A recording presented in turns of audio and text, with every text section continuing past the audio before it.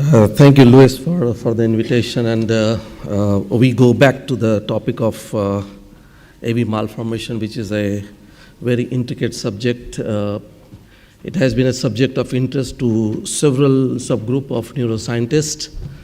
And in the last 2 decades, we have understood as an interventionist with the microcatheterization of the AVM niduses in a different way. So we are going to talk about what the brain AVMs, which encompasses a variety of lesions, and all the AVMs do not behave in the same way. So the AVM that we call is a broader terminology which encompasses a common feature of abnormal AV communication between the cerebral vessels. And in good number of cases, they manifest in the form of hemorrhage, which usually occur in the young individual, either intracerebral, intraventricular, or rarely subarachnoid hemorrhage. And when we talk about the AVM nidus, which is the goal or which is the target of treatment, whether we are dealing with endovascular embolization or gamma knife surgery or even surgical excision of these AVMs, the goal of the treatment remains the AVM nidus.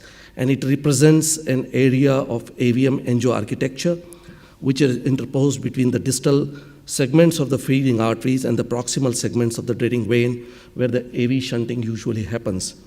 And these angioarchitecture are usually abnormal, embryological dysgenesis of the vessels, and they lack different layers of the vessel wall, and that's why they are weak and they sometimes rupture.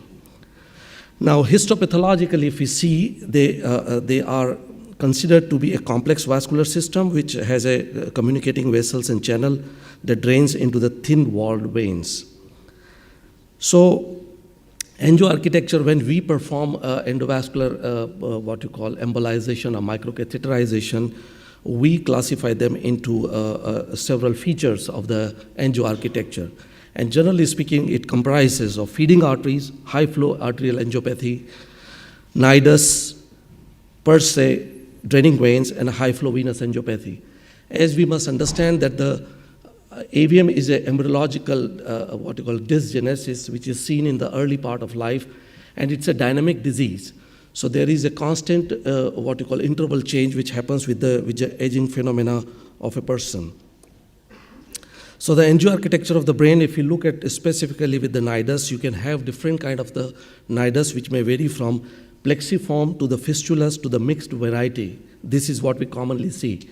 And these are simply classified based on the transition of the contrast that you inject into the arterial feeder and how rapidly it transit into the venous side. It classifies them into high flow and the low flow AVMs. Now these nidus can be a compact nidus or a diffuse nidus. Now based on that, certain diseases like what we call the proliferative angiopathy has a completely different feature as compared to the pial fistula, which both are encompassed into the AVM. And both AVM behaves in a completely different behavior. So the understanding of angioarchitecture is very important from the point of view of selection of case for the treatment, modality of the treatment, timing of the treatment, and the goal of the treatment. Now the AVM could be, a nidus could be a monocompartmental or a multicompartmental. Particularly it is important from the point of view of deposition of the embolic agent that you have to deposit into the AVM nidus. So looking at the angioarchitecture that we see with the microangiographic assessment, and as Louis was mentioning that in relation to the gamma knife treatment, that when you do a global injection of the AVM, you may not able to visualize all subcomponent of the AVM nidus, as you see when you do a microcatheterization, and you see suddenly there are many intranidal aneurysms, which are usually the weak part of the angioarchitecture. So we call it as a vulnerable angioarchitecture.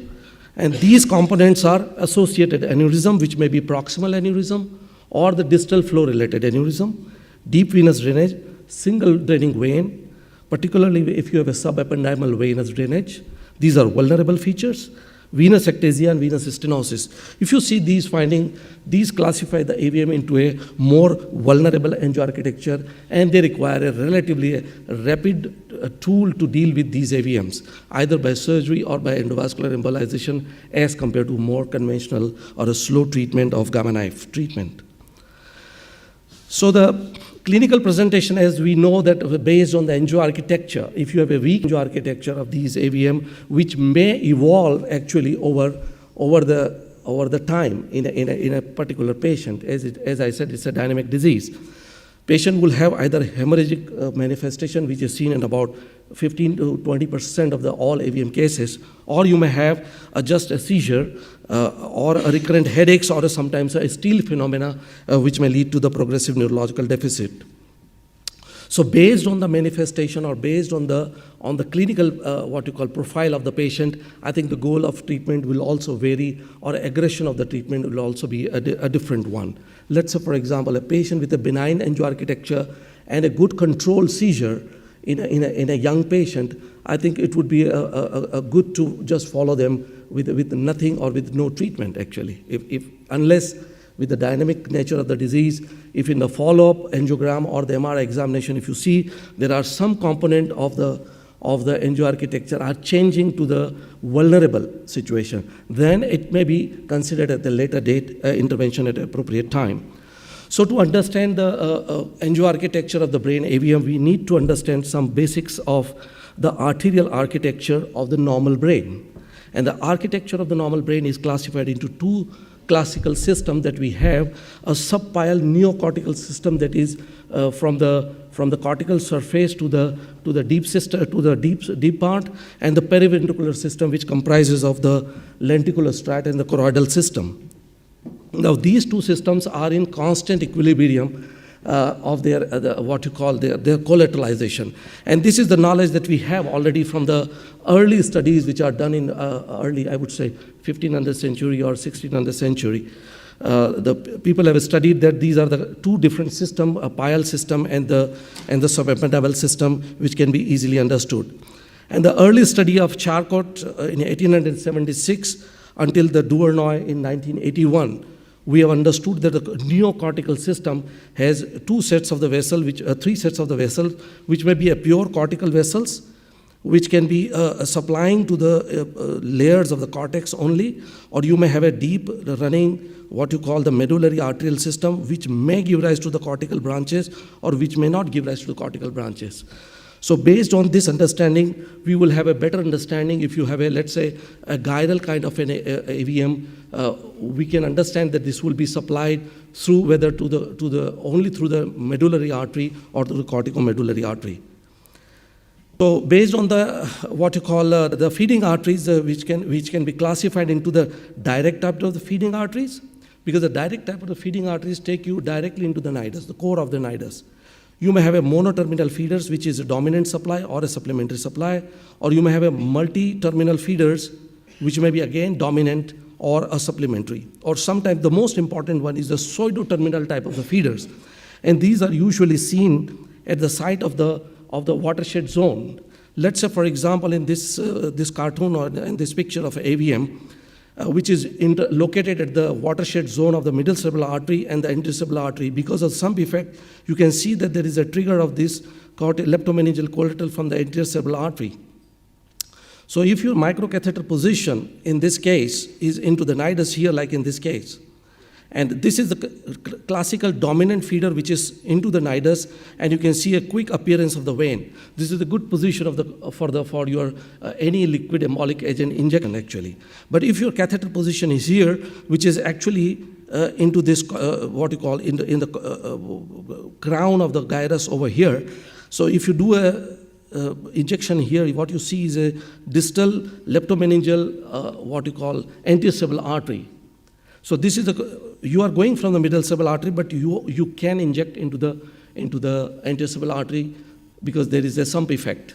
So if you are injecting glue from this point, it has a very strong possibility that once you occlude the nidus, the glue will then migrate into the anterocerebral artery territory and will give rise to what is called the ischemic damage to this area, because this is also supplying to the underlying cortex, not only to the AVM. So in this situation, you can prevent actually ischemic complication if you understand this what you call position of the catheter. So what you will do is you will take a normal, what you call a microcatheter tip right into the another 2 millimeter diversion into the nidus, and you can reach to a safe position, and then you can inject the glue and you can eliminate this AVM with the preservation of this distal, what you call anterior cerebral arterial collateral circulation, which is appearing over here and which is well preserved here. So you can preserve the collateral arc in these cases. So when you are talking about the indirect type of the feeders, which may be a transient arteries, which actually opass artery and which may have a supplementary supply.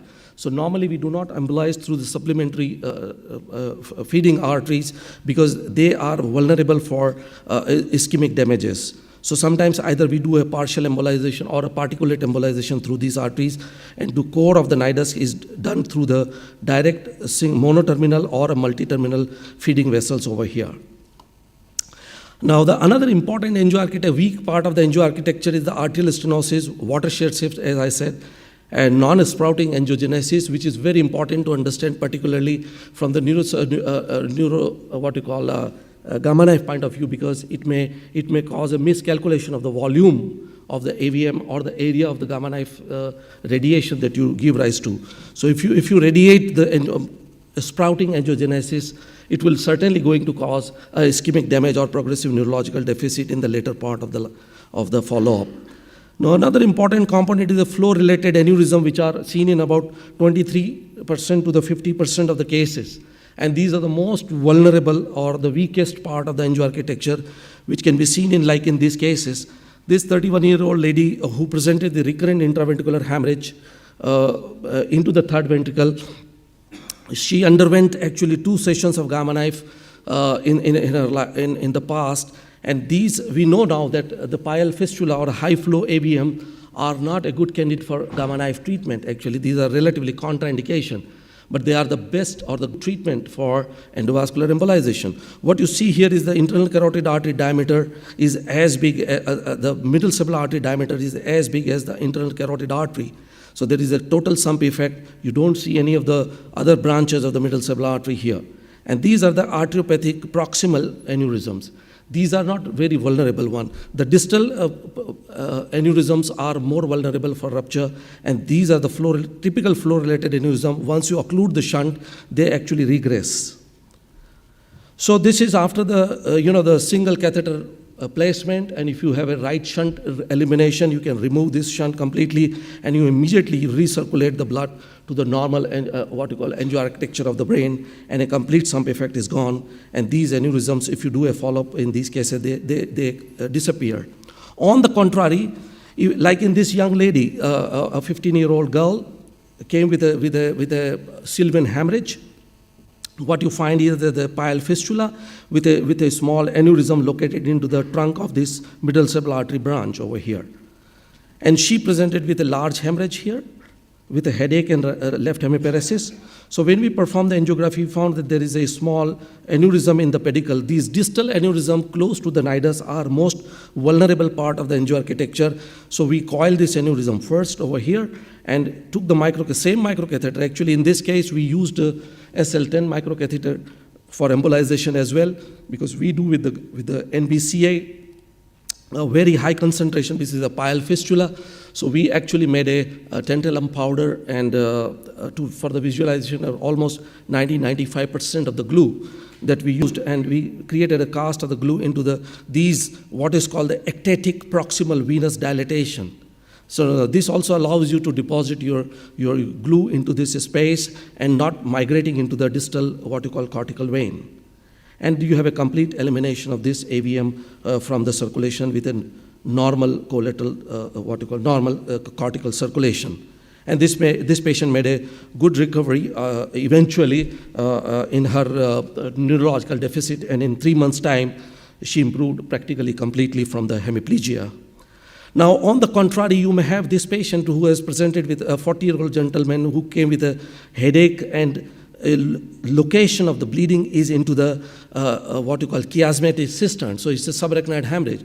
And if you do an angiogram, you find that there is a one aneurysm with a small blister aneurysm at over here, but it is located into the same pedicle which is supplying to this relatively benign, what we will call a plexiform AVM, or some people would like to call it as a proliferative, focal proliferative angiopathy.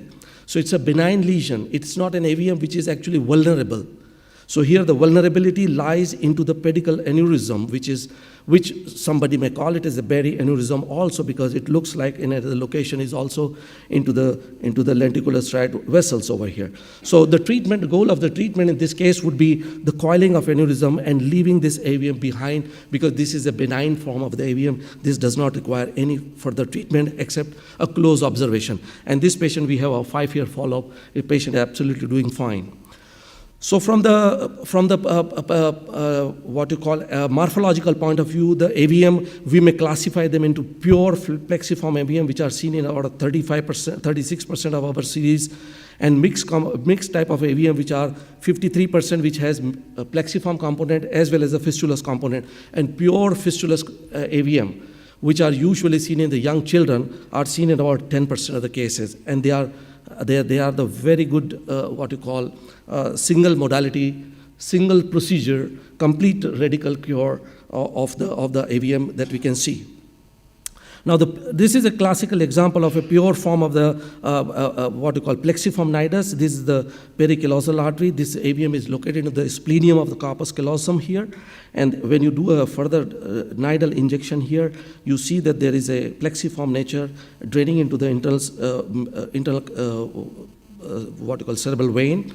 And once you go into the nidus, you create a cast of the glue exactly confronting with this, the plexiform nature of this thing, and you have complete elimination of this AVM from the circulation. On the contrary, you may have this kind of a mixed plexiform and the fistulous, what you call the sulcal type of AVM, located into the middle and the anterior cerebral artery watershed zone.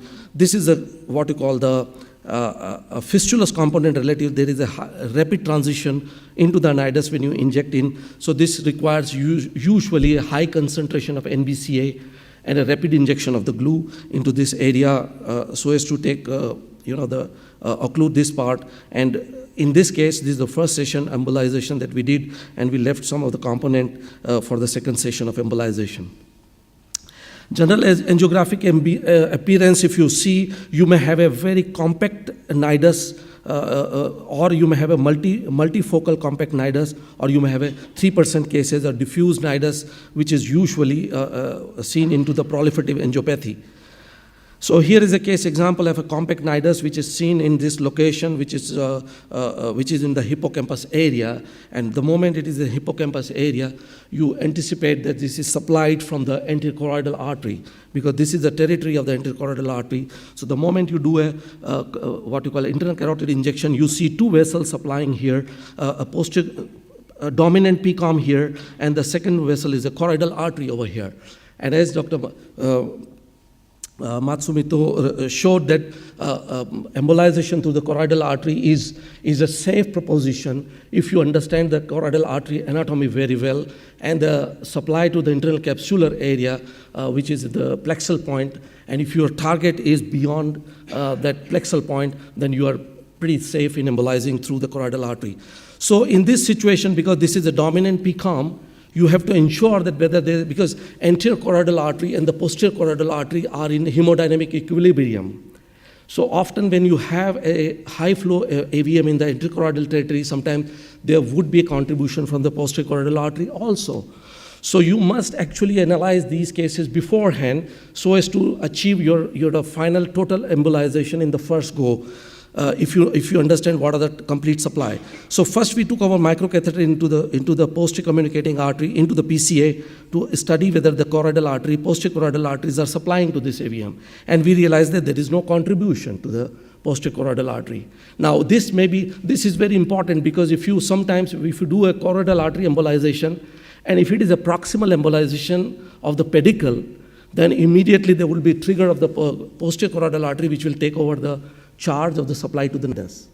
So the proximal embolization is not a goal, it is the nidal embolization which is the goal. So once you have done this, you go into the choroidal artery, you have already crossed, this is the choroidal point, you are far beyond into the plexal area here. Already you are showing the what you call the plexus of the choroidal plexus, normal choroidal plexus. And now you take your catheter into the nidus over here, you pull back and you embolize this with a single injection of the glue into this and complete elimination of this AVM. You may have a compact nidus, but multi-compartmental type. Now, in this case example of a young man who had a large intraventricular bleed and a small occipital bleed in the left side over here, and this is what the small, compact, multi-compartmental AVM which is. So you require a multiple microcatheterization in this case, unlike in the previous case example where it's a single compartmental injection. So you take your microcatheter compartment by compartment and be patient and deposit your liquid embolic agent. Sometimes you may have an intercompartmental communication and you can actually transgress into other compartment. If you have the good confidence into doing that, one can perform that. But if you do a compartment by compartment embolization, look at the cast of the glue which you deposit into the nidus, not into any of the arterial pedicle, and then you can have a complete elimination of this AVM from the circulation, and you remove the sump effect and then normalize vertebrobasilar circulation. This is the 3-year follow-up that there is no development of any phloids in this region. As I said, the diffuse nidus already, that this is a classical example which we will call it as a more of a proliferative angiopathy, as the Pierre Lajeunesse used to classify this. First time he identified this problem and separated them from the AVM, that they don't require actually any embolization or gamma knife treatment or any other treatment, because whatever you do, it cannot be contended actually. Now the intravascular cavities can be on the arterial side, as we said. You can have an arterial aneurysm, arterial pseudoaneurysm, or arterial loop sometimes, which may actually give a false appearance of an aneurysm that you can differentiate now with the 3D rotational angiography that they are not actually the aneurysms. On the venous side, you may have a venous pseudoaneurysm or venous ectasia and the what you call venous stenosis. So look at this example of another hippocampal AVM. Which is located in the medial part of the hippocampus here. So these are sulcal AVM. They are not into the brain parenchyma. It is into the what you call hippocampal sulcus actually over here. Now in this location, again, you see that posterior circulations reveal that it has a posterior choroidal artery supplying to this AVM, and probably there are an intranidal aneurysm over here. And when you inject the anterior choroidal artery, you see, yes, there is a contribution from the anterior choroidal artery also. As I said, they are in equilibrium. So now you have to decide, this is more located in the posterior part, so we decided to go from the posterior choroidal artery, and this is the selective microcatheterization, clearly revealing that this is a stagnating intranidal aneurysm, which is a weak part of the angioarchitecture. And now you understand that you have a full control of the nidus here, because there is no flow into the nidus. You are having a what you call the wedging to the wedging of the artery which is supplying to the nidus. So this is a good position. You can penetrate your glue completely into this AVM. In fact, without going through the choroidal artery, into this case, we radically removed this AVM only with the posterior choroidal artery glue injection in this particular case. So venous system is another important structure, and I think Dr. Huda has already emphasized onto this aspect of not only for the understanding of the what you call the dynamics of the AVM rupture and the healing, which you see through the venous system assessment. It also provides you a very good access to the embolization of the AVM. I would like to show you a couple of examples that we have. So this is what you typically see, the what you call venous ectasia into the late phase on the venous side. I'll show you the example of a monocompartmental and a monopedicular. Again, we are talking about deep location of AVM, which many our radiosurgical colleagues will feel that they are the target only for the radiosurgery, because they have a high probability of, other method have a high probability of complication. But if you understand the normal angioarchitecture and the angioarchitecture of the AVM nidus, you can have the best possible, the treatment of these AVMs by endovascular embolization. Look at this case example of a young patient. This we call is a monocompartmental monopedicular. This is supplied through the lenticular striate, single lenticular artery, monocompartmental monopedicular, draining into the single vein, which is deep vein. So now you take your microcatheter all the way up into the nidus. So once you reach to the nidus, you just require a patient proper concentration of the glue to be injected into this nidus, which we create here like you see always see the cast of the glue. So you see the cast of the glue here fully into the compartment with the proper preservation of the what you call lenticular striate artery in this particular patient who had absolutely normal neurological examination, and we had a complete elimination of this AVM from the circulation without harming the neurological condition of the patient. Patient had no whatsoever deficit. Now, high flow venous ectasia are usually seen when you have venous stenosis developing. Now, in this case example, particularly, the high flow fistula, you can easily go to the venous side actually. So microcatheterization is not a problem in these cases. So much of high flow that the flow-related microcatheter will travel by itself to the nidus actually, or sometimes into the venous side like over here. You are already on the venous side. But what you have to do is you pull out the microcatheter over here, because if you inject here, you are causing, the venous occlusion and the shunt is not occluded, so you will have a procedural hemorrhage actually in these cases. So what you do in this case, you pull back your microcatheter almost to this point of the fistula over here, rather onto the arterial side actually, because you have to inject a high concentration glue which will go very rapidly onto the venous side. And once you do it in a proper, what you call, position of the microcatheter and right selection of the glue that we do in this case, you can see the cast of the glue completely into this AVM nidus and slightly traversing into the proximal part of this vein over here without coming into the arterial feeder. Once you do that, you have a complete elimination of this AVM from the circulation, and you do not actually, with a due respect to the normal angioarchitecture of the cortex, and that means no deficit to the patient. You may have a venous stasis, actually. This is a patient who had actually a recent rupture, and when, in an acute situation, when you perform the angiography, you have to look at the venous phase very carefully. What you see in the venous phase, normally this appears to be a plexiform or maybe a what you call mixed type of a AV malformation, but you see the venous phase, there is a relatively slow flow. In the further venous phase, already the capillary phase is over. The vein of this nidus is still persisting, which usually actually disappears. So much so that in the late phase, still the vein is appearing. And furthermore, this is normal venous appearance of the cortex, and you see the vein of the nidus is still holding the contrast. That means it says something, that it is the venous thrombosis which is responsible for the rupture of this AVM. And this could also be a possibility that if you select these cases carefully for the follow-up, you may have sometimes a complete modification of these AVM into the later part of the life. So this venous stasis or the venous thrombosis is the reason for the rupture in these cases. So this is what leads to the hemorrhagic phenomena. This is the last case example I would show you. This 2-year-old boy came with a headache and the seizure, and the CT scan revealed a large, what you call, rupture cavity into the middle cranial fossa.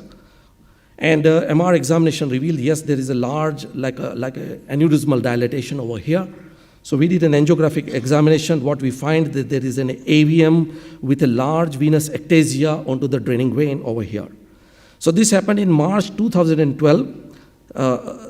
This patient came in March 2012. The child is young and with acute hemorrhage. So our policy of embolization in acute rupture of AVM is that we don't embolize them unless a patient has to go for surgery for decompression. In all other conservative cases, we do something like about 3 months, 2 months or 3 months later, by which time the whole, the hematoma cavity is resolved, and there is a better filling of the nidus actually by that time. So in this particular child, I decided to wait for some time. I discussed with the family that we may wait for some time, but there is a small possibility of rebleed. But if you do now, I think the child is too young, and it will be better to wait for some time. Now, we were waiting for this child, and we were doing a regular follow-up of this patient with a MRI examination. So this is in March 2012. What we found that there is a very slow flow in the venous side.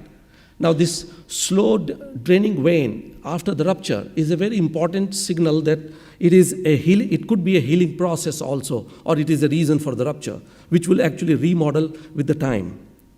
So what do we do is that in October 2012, we do another MR angiographic examination. We find that the cavity is there, but the child is absolutely normal, no seizure, and he is back to his school, actually, to kindergarten. And we do in October 2013, almost 1 year later, another angiogram to see what is the behavior of the hemodynamics of this, the hemodynamic disease. And what we find that there is a further more stagnation of the contrast into the draining vein, and we decided to wait more. So October 2013, there is still, the slow flowing of the AVM. And after about June 2014, 1 year later, another follow-up, I did a CT scan done. You see, it's absolutely normal. There is no cavity over here. We immediately subjected this patient to MR examination. The MR reveals that there is a complete disappearance of this hugely ectatic venous pouch. That means the AVM has healed completely. Did an examination, July 2014. In 2 years' time, this AVM disappears. So what is the bottom line or the learning point in this? That venous phase of the AVM, particularly after the rupture, is a very important focus of the study or our analysis. It actually helps us in understanding that which are the AVM responsible for the rupture, actually, because the venous occlusion or thrombosis is a reason for the rupture also, and a stagnating flow in the follow-up period is a strong sign that it may heal completely by itself. So in our series of almost now 19 years of our work in AVM, we have about three cases precisely, where we have a spontaneous regression of the AVM in the follow-up.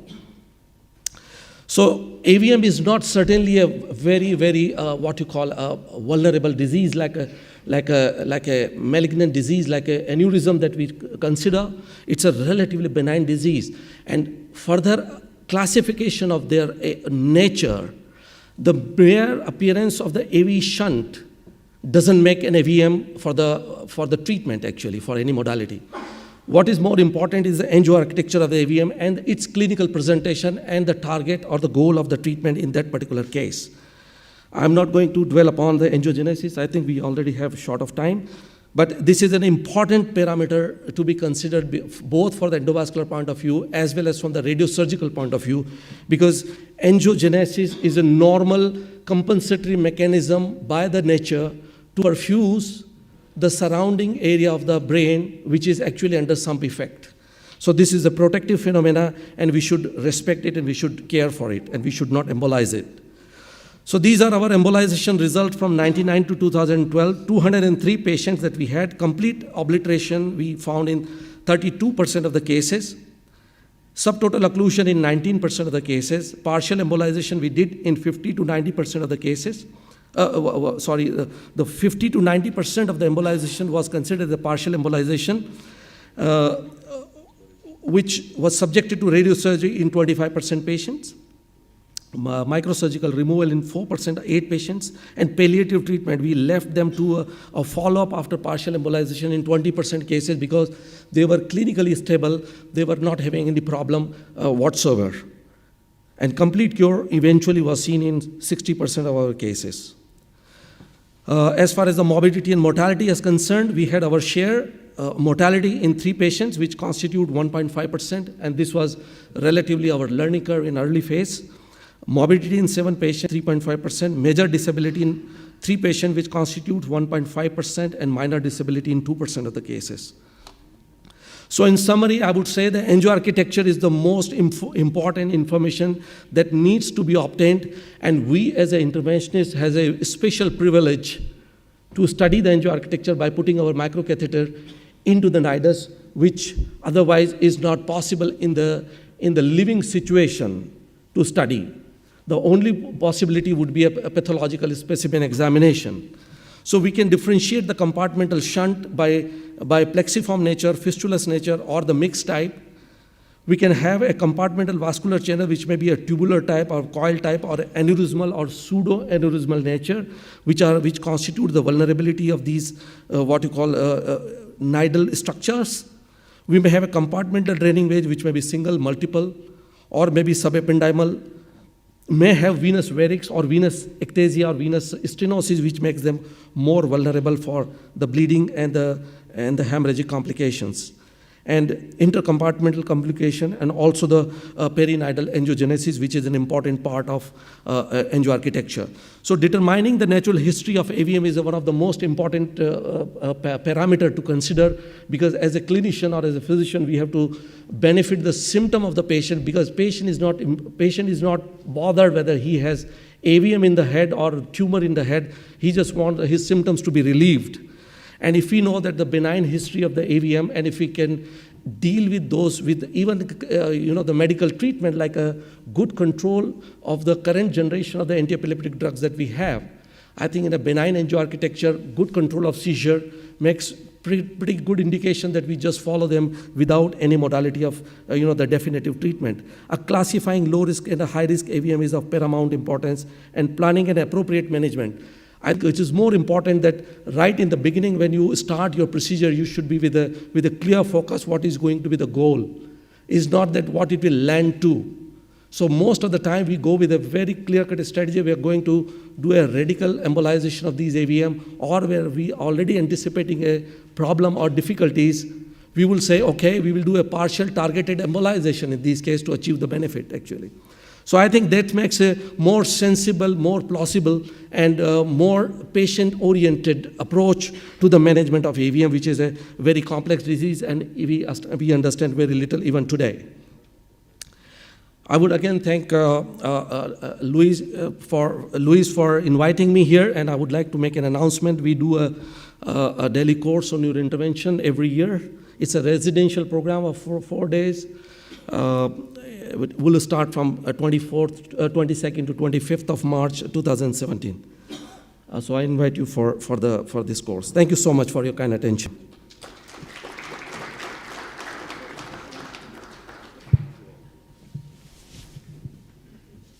Do you have any questions?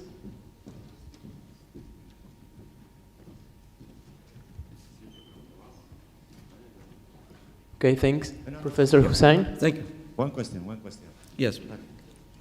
I think it's very congratulations your presentation, but I think the classification of the angioarchitecture of the arterial compartment is very interesting to know the risk when you are the migration the embol in this region. This is normal in neurointerventional radiologists, it's normal in neurologists, but it's not normal in neurosurgeon. Why? Because when I go into the surgical room with the neurosurgeon and remove the AVM, remove the feeder, remove the soft tissue brain, and the patient don't have any problem. And this is the reason it's possible to treat it more aggressive, the nidus, because you are a compensation of the circular perinidal.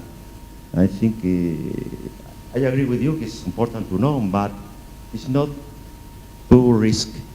Embolize the passage arteries, for example, and in the cortical, you are sometimes more collateral suppli or cortical suppli in the next use.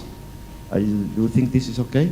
Yes, I think it is safe to embolize through any of the vessels, even the critical vessels like choroidal artery that we talk about. I think the most important point is that we must understand the normal supply to the brain, and what are the potential complications, which or the usually any embolic agent that you use, you have a potential threat that it may have a reflux or it will have a reflux. So you have to define your goal that what degree of reflux you can safely obtain. I think that depends on the understanding of the anatomy of the perforators actually, from these vessels. What are the perforators that we have to preserve? So like in the choroidal artery, the choroidal point is the most important point actually. So if you can preserve the choroidal point in your reflux, I think you are safe in an aggressive, so-called calculated aggressive way to deal with the nidus, and we do it actually, yeah. Well, do you remember, maybe you are experienced with amital testing. When I studied in Paris, all the embolization in AVM is with the amital test. And in USA, in California, Viñuela or another doctor, I am very strict with the amital test. Amital test. But I stopped the amital test about in 92, 93 because when you know better the anatomy, you need less the amital test. Because you are the superior and other cortical territories, I think it's important to know. Yep. But sometimes it's not done so dangerous. Yeah. I think as Pierre Lajeunesse used to say that in our work, I think the cheapest way to be safe is to understand the anatomy. So I think anatomy is a very landmark thing that we must know about. Yeah. Thank you.